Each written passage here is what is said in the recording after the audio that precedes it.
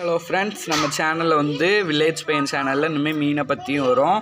இது வந்து 4 கப்பீஸ் மீன், அது 2 கேலி, இது 2 பாய். ஃப்ரெண்ட்ஸ், இது வந்து நம்ம மீன் வந்து 15 குட்டி போட்டிருக்கு. உங்களுக்கு தெரியும்னு நினைக்கிறேன், கேமராவில் 15 குட்டி போட்டிருக்கு. இப்போ இதுக்கு வந்து தண்ணி வந்து எந்த மாதிரி வைக்கணும் அப்படின்றது வந்து சொல்லிடுறேன். இந்த இருக்குது பார்த்தீங்களா, இது வந்து இந்த பாதாம் இலைன்னு சொல்லுவாங்க. இந்த இலை எடுத்துக்கோங்க. இது பார்த்துருப்பீங்க, மேக்ஸிமம் இருக்கும் எல்லார் வீட்லேயுமே.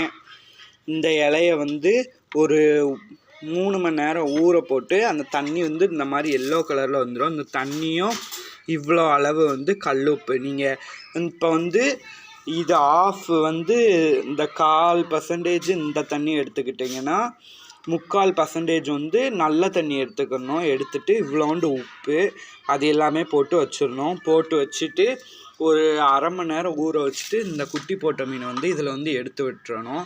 எடுத்து விட்டுட்டு அதுக்கப்புறம் இந்த குட்டி மீன்களுக்கு என்ன ஃபுட்டு கொடுக்குறது, அப்புறம் இந்த பெரிய மீனுக்கு வந்து எப்படி ஹெல்த் வந்து க்ரோத் ஆகுறது, அது எல்லாத்தையுமே வந்து நம்ம யூடியூப் சேனலில் வந்து அப்லோட் பண்ணுவோம். ஃப்ரெண்ட்ஸ், லைக் பண்ணுங்கள், ஷேர் பண்ணுங்கள், சப்ஸ்கிரைப் பண்ணுங்கள், கமெண்ட் பண்ணுங்கள். ஃப்ரெண்ட்ஸ், பாய்.